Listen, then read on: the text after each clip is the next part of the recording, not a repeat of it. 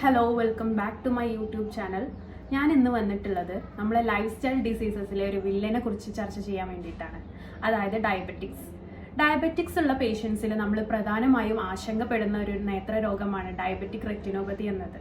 നമ്മളെ കണ്ണിനെ ഒരു ക്യാമറ ആയിട്ട് കൺസിഡർ ചെയ്യുകയാണെന്നുണ്ടെങ്കിൽ അതിന്റെ ഫിലിമായിട്ട് പ്രവർത്തിക്കുന്ന ഒരു പാർട്ടാണ് റെറ്റിന എന്ന് പറയുന്നത്. മാത്രമല്ല നമ്മളെ കണ്ണിലോട്ട് വരുന്ന ലൈറ്റിന്റെ ഇമ്പൾസ് എല്ലാം നമ്മളെ റെറ്റിനൽ പാർട്ടിലൂടെയാണ് അത് ബ്രെയിനിലോട്ട് പാസ് ചെയ്യുന്നത്. സോ നമ്മൾ ഒരു കാഴ്ചയിൽ പ്രധാനമായിട്ടുള്ള ഒരു റോള് വഹിക്കുന്ന ഒരു പാർട്ട് തന്നെയാണ് റെറ്റിന.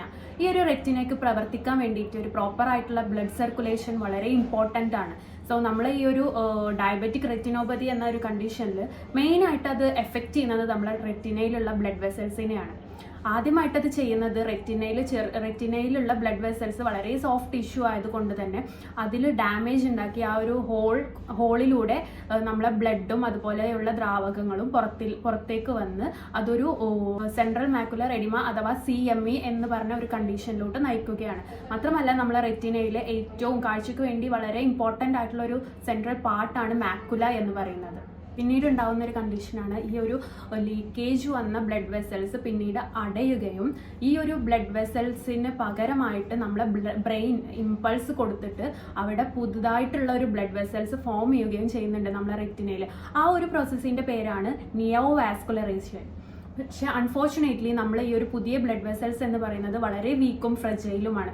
അത് പെട്ടെന്ന് ബ്രേക്ക് ആവാൻ ചാൻസ് ഉള്ളതുമാണ്. സോ അതുകൊണ്ട് തന്നെ നമ്മൾ ഈ ഒരു പുതിയ ബ്ലഡ് വെസൽസിലൂടെ ബ്ലഡ് ഒഴുകുന്ന സമയത്ത് അത് റെറ്റിനയുടെ നൈബറിംഗ് പാർട്ടായിട്ടുള്ള വിട്രിയസിലോട്ടൊക്കെ വികസിക്കുകയും ഈ ഒരു ബ്ലഡ് വെസൽസ് ഫ്രജൽ ആയതുകൊണ്ട് തന്നെ അതിലുണ്ടാവുന്ന ബ്ലീഡിങ് കാരണം അതൊരു സ്കാർ ഫോം ചെയ്യുകയും ഈ ഒരു സ്കാർ നമ്മളെ റെറ്റിനയെ പുള്ള് ചെയ്യുകയും ആ റെറ്റിനയിൽ ടിയർ വരാൻ ചാൻസ് കൂടുതലാണ്. ആ ഒരു കണ്ടീഷനാണ് റെറ്റിനൽ ട്രാക്ഷൻ എന്ന് പറയുന്നത്. സോ അങ്ങനെ നമ്മളെ കാഴ്ച പൂർണ്ണമായി നഷ്ടപ്പെടാവുന്ന ഒരു ചാൻസ് ഉള്ള ഒരു കണ്ടീഷനാണ് ഡയബറ്റിക് റെറ്റിനോപ്പതി എന്ന് പറയുന്നത്.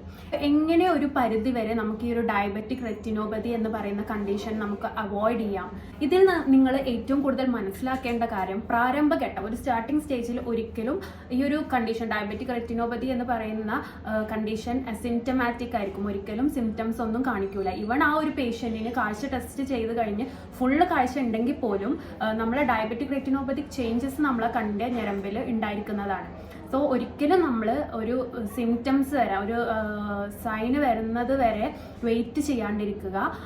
മാത്രമല്ല ഒരു വൺസ് നമ്മൾ ഡയബറ്റിക്സ് ആണെന്ന് തിരിച്ചറിഞ്ഞു കഴിഞ്ഞാൽ എല്ലാ വർഷവും നമ്മളൊരു ഐ ചെക്കപ്പ് ചെയ്യുക. അത് നോർമൽ ആയിട്ടുള്ള ഐ ചെക്കപ്പ് അല്ല, പ്രത്യേക മരുന്നുകൾ ഉപയോഗിച്ച് നമ്മളെ കണ്ണിന്റെ കൃഷ്ണമണി വികസിപ്പിച്ച് അതായത് ഡയലേറ്റ് ചെയ്ത് അതിലൂടെ നമ്മളെ കണ്ണിന്റെ റെറ്റിന പൂർണ്ണമായും കാണുന്ന രീതിയിൽ ടെസ്റ്റ് ചെയ്യുന്നതാണ്. സോ എന്തെങ്കിലും സ്റ്റാർട്ടിംഗ് സ്റ്റേജ് പോലെ അല്ലെങ്കിൽ ചെറിയ മൈന്യൂട്ട് ബ്ലീഡിങ് എന്തെങ്കിലും ഉണ്ടെങ്കിൽ നമുക്ക് അതിന് വളരെ പെട്ടെന്ന് തന്നെ ട്രീറ്റ്മെന്റ് എടുക്കാനുള്ള ചാൻസ് നമ്മൾ മിസ്സാക്കരുത്.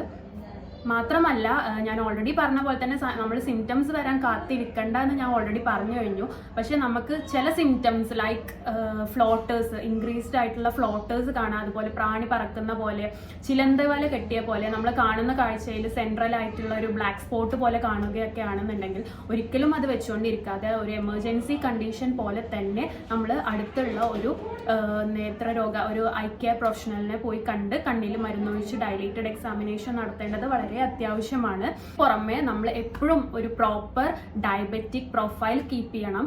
ലൈക്ക് വൺസ് നമ്മൾ ഡയബറ്റിക്സ് ആണെന്ന് കണ്ടാൽ നമ്മൾ അതിനനുസരിച്ചുള്ള പ്രോപ്പർ ഡയറ്റ് ആണെങ്കിലും പ്രോപ്പർ മെഡിസിൻസ് ഒക്കെ ആണെങ്കിലും എടുത്ത് നമ്മൾ എപ്പോഴും ഒരു നോർമൽ ഡയബറ്റിക് ലെവൽ കീപ്പ് ചെയ്യാൻ വേണ്ടിയിട്ട് എപ്പോഴും ശ്രദ്ധിക്കുക. മെയിനായിട്ട് ഈ ഒരു ഡയബറ്റിക് ലെവൽ കുറഞ്ഞും കൂടിയുമായിട്ട് നിൽക്കുന്ന പേഷ്യൻസിലാണ് ഡയബറ്റിക് റെറ്റിനോപ്പതിയുടെ ചാൻസ് വളരെ കൂടുതലായിട്ട് കാണുന്നത്.